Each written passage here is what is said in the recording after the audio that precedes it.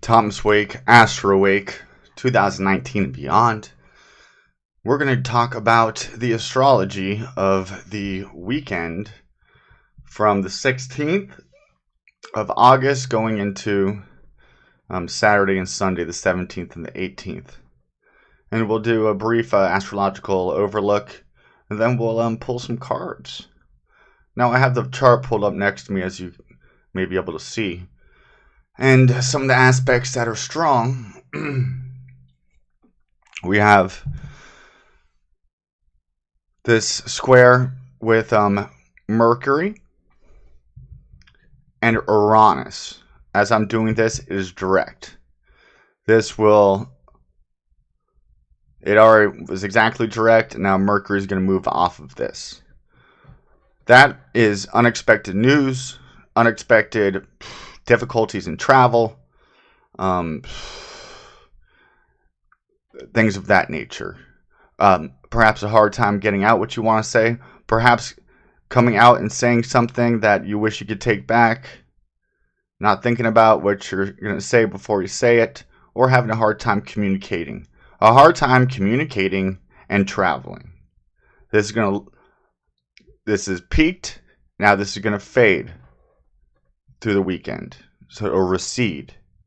There'll be a little less tension, a little less electrical vibration in the air, so that we could calm down, enjoy this weekend, have a clearer mind. With this full moon that we just had in Aquarius, it's very Uranian, Mercury involved. Uranus is the higher degree, the higher vibratory degree of what Mercury is. So when we have those two in conflict, that is the mental realm gone awry. Now that's going to settle down and calm down. We have a nice aspect between Neptune and Saturn, but then a tough one between Neptune and Jupiter. And first, Jupiter's going to go direct and it's going to make that square, and then Saturn's going to come by a month later and ease that up.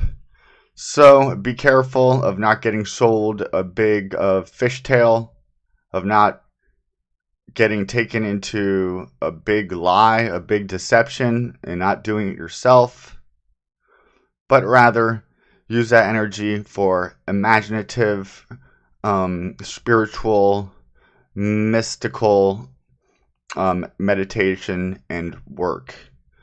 Now we have the moon. It's in Pisces as I do this, which is, I know it's home in Taurus, but it loves to be in Pisces. It gets a chance to be like that high priestess energy. Then it's going to come into conjunct with Neptune tomorrow. And it's going to go through a sextile with Saturn. When the moon and Saturn are sextile,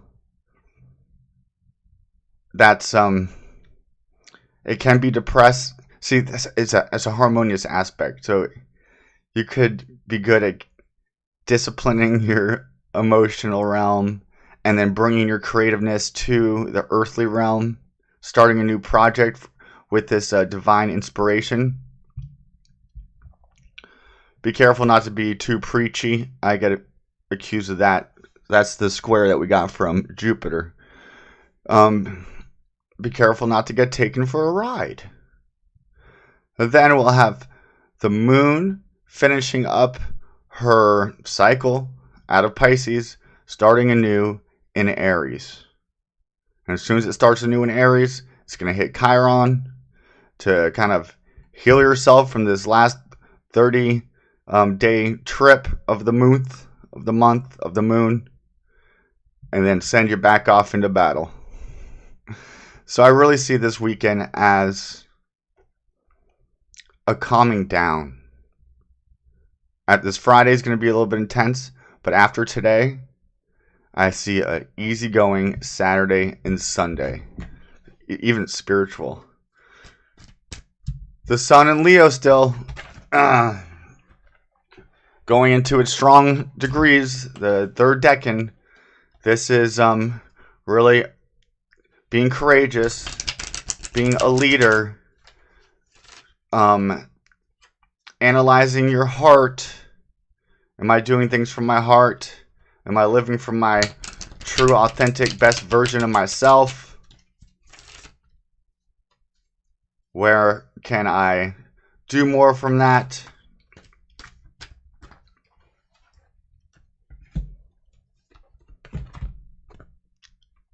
The Leo Strength card. It's all about the sun, baby. And the sun is home in Leo. We have Jupiter at home, Saturn at home, Neptune at home.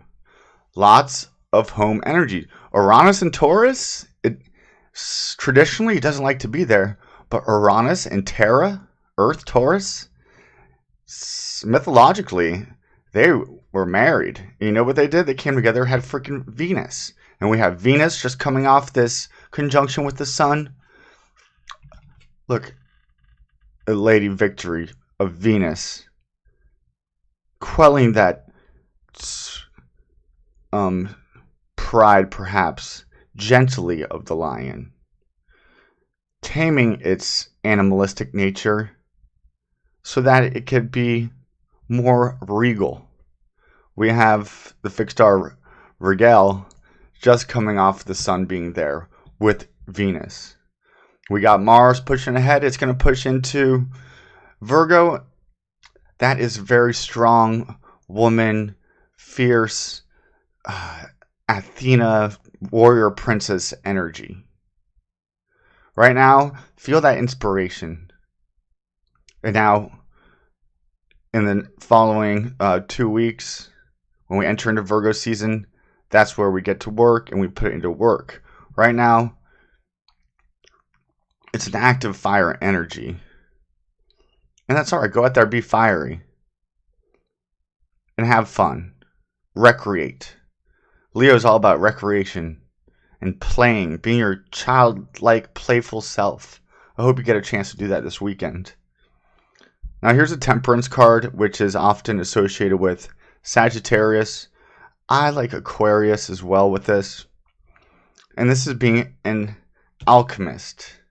We have lots of energy going right now. Don't blow your loads too quickly. Push and pull. Act and relax. Trust in the universe. A full moon in Aquarius gives us to take a step back and to really have some faith and trust in that universe. Take it slow, the Page of Pentacles. So that when we enter into Virgo season, Virgo's ruled by Hermes, Mercury, the great alchemist. Virgo doesn't get much credit for being a great alchemist. They have that wisdom of a woman like Pallas Athena, who's in Venus known as strategic in battle. That Aries, that Leo energy, even with that Sagittarius energy a little bit, it's just going out fiery and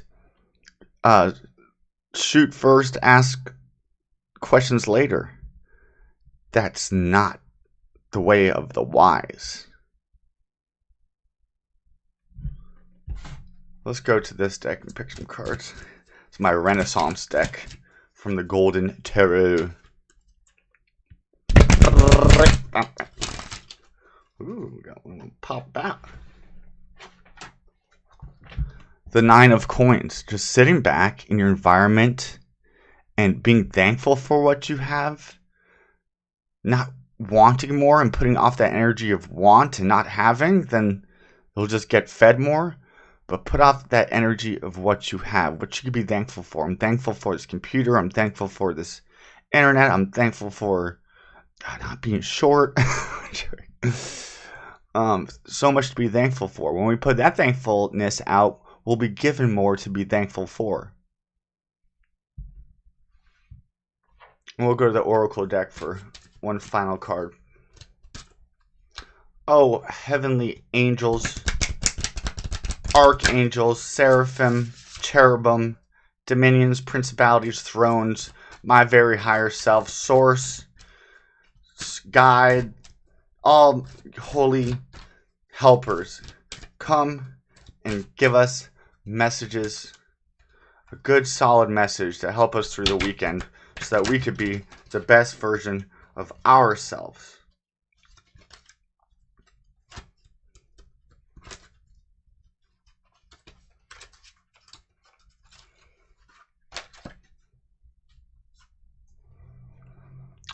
I accept that challenges are the best ways to learn. Adversity. With this square with Mercury and Uranus, a hard time getting things not going right the first time. It's almost like a Mercury retrograde, but it's like a quick punch of one, and then it's gonna subside. Now, after you get a chance to reflect on it, don't act hastily in that moment. Take a step back. What would Jesus do? What would God do? What would my higher self do? And then from that moment of conflict, we grow and we learn. And often that's the most efficient way to do it. We're in this world of duality, black and white. We have to bring them together. When we bring them together, that's conflicting energies coming together. And we bring them through an alchemical process. I love you so much. Thomas Wade.